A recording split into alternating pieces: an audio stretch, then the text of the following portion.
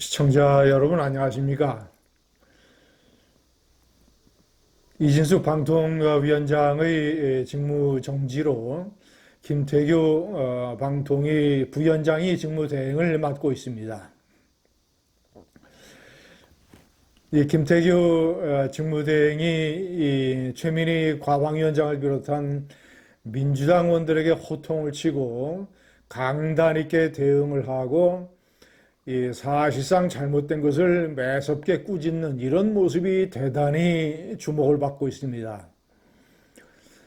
좌파를 다루는 우파의 방식은 이러해야 됩니다. 점잖게 말을 하고 논리적으로 대응을 해도 듣질 않으면 호통을 쳐야 됩니다.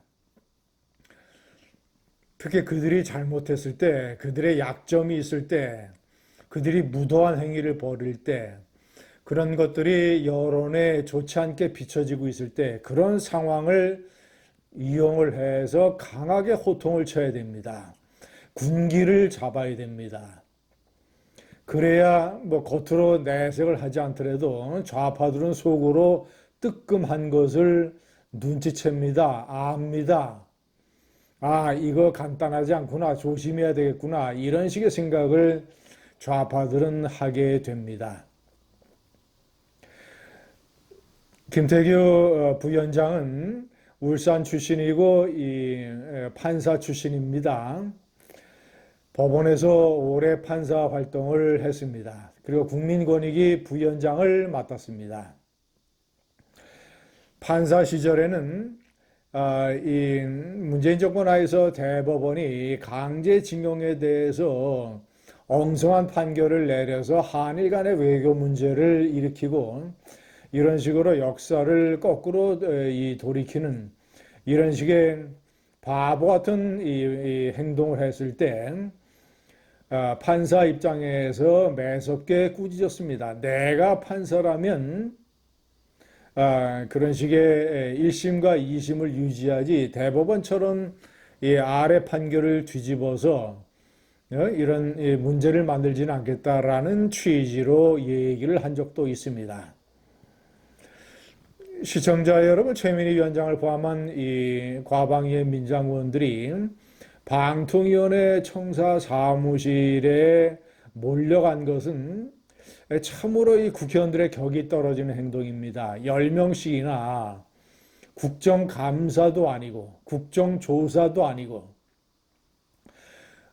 이 사실상 박문진 이사 선임 과정을 따지고 공격을 하겠다는 것인데 그렇게 해서 어떻게든지 흠집을 내서 박문진 새로운 이사진이 MBC의 경영진을 교체하는 작업을 하는 데에 장애가 생기도록 그렇게 하도록 하겠다는 이 의지를 보인 것 아니겠습니까?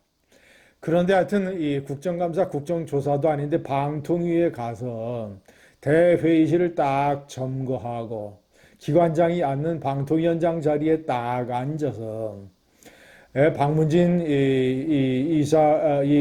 이사진을 선임하는 그런 결정을 내렸던 비공개 회의에 의사록을 제출하라고 아주 들깨떼들처럼 달려들었습니다.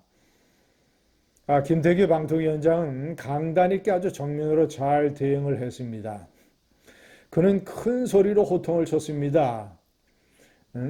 국회의원들, 야당은 10여 명이 몰려와서 지금 유세하는 것이냐. 아주 언성을 높여서 호통을 쳤습니다. 시청자 여러분, 그리고 이제 이 대회의실을 점거를 해서 기관장이 앉는 자리에 딱 하니 이 과방위원장이 앉아서 정식 국정감사, 국정조사도 아닌데 이런 식으로 이 무도한 행태를 벌이는 것에 대해서 앞으로 그런 일이 없게 대회의실을 봉쇄하라고 이런 식의 지침까지 내렸습니다. 시청자 여러분, 최민희 위원장은 이명박 정권 시절에 방송위원회 부위원장을 맡았던 인물입니다. 그리고 나서 윤석열 정권 때 민주당에서 국회 추천으로 추천 의결을 했습니다마는 윤석열 대통령이 7개월 동안이나 임명을 하지 않았습니다. 그 이유는 언론 보도로 잘 알려져 있습니다. 최민희 위원장은 과거 선거 때 허위 사실을 유포를 해서 공직선거법 위반으로 피선거권을 박탈당하는 이런 중대한 판결을 받았습니다.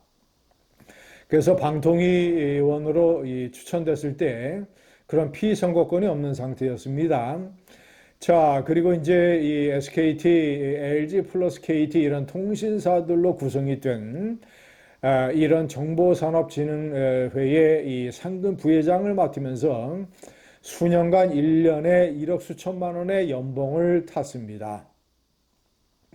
그러니까 방송통신위원회의 주요 업무 대상인 통신사들과의 관계, 통신사들의 이익을 위해서 뛴 사람 아니냐라는 그런 지적, 그런 대가로 엄청난 연봉을 받았던 것 아니냐, 이런 지적 때문에 그런 전과자 경력과 그리고 이런 이해관계 충돌이 있는 경력 때문에 윤석열 대통령이 7개월간 임명을 보류하고 그가 사퇴한 이후에 새로운 사람을 추천을 하라고 야당 측에 얘기를 했는데 이 민주당 측에서 아직까지 2명을 추천을 하지 않아서 방송통신위원회가 불가피하게 이 국회 추천 3명이 이루어지지 않으니까 2인 체제로 운영될 수밖에 없는 그런 사정이 지속되어 왔던 것입니다.